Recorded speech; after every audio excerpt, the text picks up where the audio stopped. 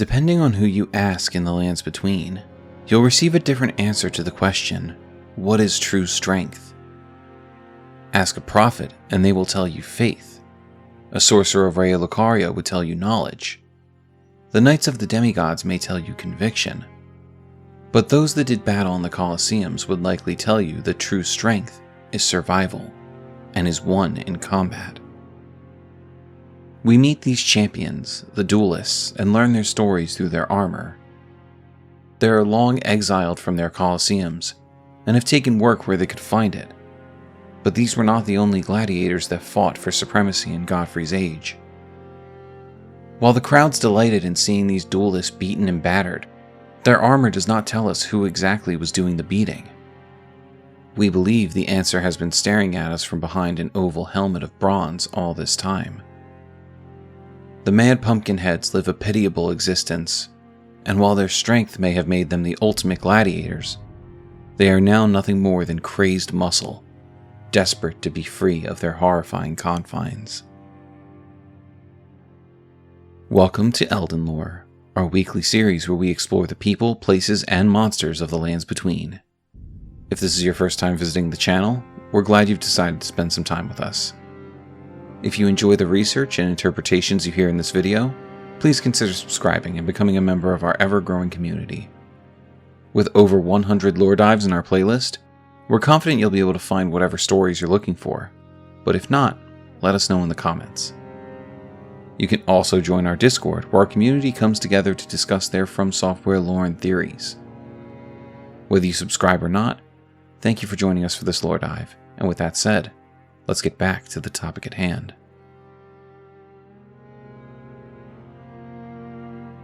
There is surprisingly little that can be learned about the Mad Pumpkinheads from the few item descriptions related to them in Elden Ring. The Mad Pumpkinhead ashes are described as a spirit of a mad soldier with a large, brawny physique. Though he has stifled his panic within the dark confines of his helmet, he rampages as if driven mad when agitated by bloodshed or the humming of insects. This mad soldier is all that is left of a broken gladiator. This is where we can draw our first conclusion about their past. They were once gladiators. Given that the Colosseums of the lands between were long defunct until they were reopened for our Tarnished to do battle with each other, it's safe to say that these warriors have not engaged in gladiatorial combat in some time. We know that the duelists were also gladiators, and their helms tell us the snake is viewed as a traitor to the Erd Tree, and the audience delighted in seeing these bronze effigies beaten and battered. So, we believe those that were placed in the duelist helms were essentially the heels of the Colosseum, and the champions who defeated them were considered the strongest and lauded by the crowds. Given that the Mad Pumpkinheads are the only other people in the lands between described as gladiators, we believe they were the ones who beat the duelists until their dying breaths, growing stronger with each bout. This would have created a problem for Marika and Radagon after Godfrey was exiled and the second Elden Lord took the throne. It is thought that once Radagon ascended, the Colosseums were closed as a way of signaling the end of an era where might made right, and now intelligence and faith would rule the land. But what then would be done with the gladiators? The duelists were powerful, to be sure, but nowhere near strong enough to stand against the wishes of their superiors. But what of the true champions? Those that kept winning, becoming stronger and stronger, growing in size in an age where they could not die naturally and kept pushing the limits of their bodies. They would not be so easily taken in. What then could be done to break their spirits and neutralize them as a potential threat? Perhaps torture.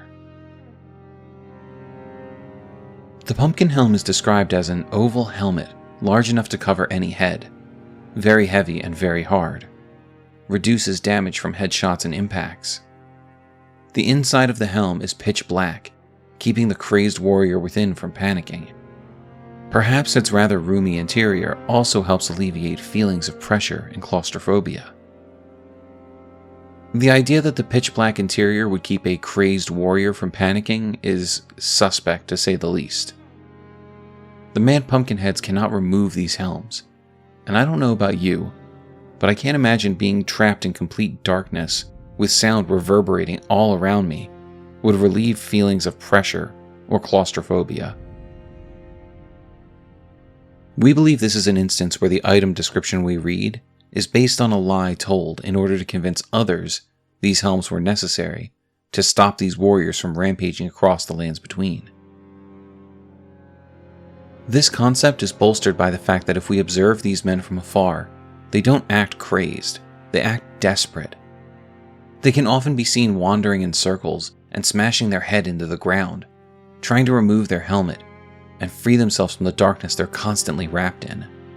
Not exactly the behavior of someone who's being kept from panicking or feeling claustrophobic. If we look at where the Mad Pumpkin heads are found, there's another angle to consider here. Perhaps the sales pitch about the pumpkin helm is just that, a literal sales pitch. These enemies are found guarding bridges, castle forts, within ruins, and a few other areas where their strength can be utilized.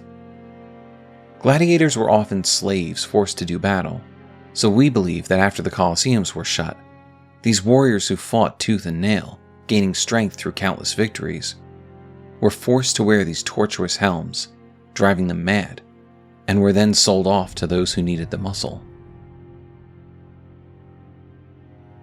One of the most interesting details about the Mad Pumpkin heads is mentioned in their ashes.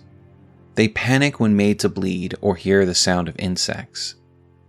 This makes sense, as these enemies can't actually see anything through their helm. They have no real sense of their surroundings outside of what they can touch. So to them, they were simply standing their ground in their assigned place, perhaps struggling to remove their helm, when suddenly they felt a cutting sensation and the warmth of their blood spilling. This would be enough to send anyone into a panic, but especially someone who had no concept of the danger they were facing before they were attacked.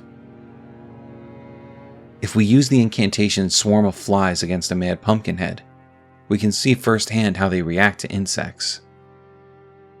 They smash their helm against their weapon and wildly bash their heads into the ground over and over again, before looking dazed and staring up into a sky they can't really see.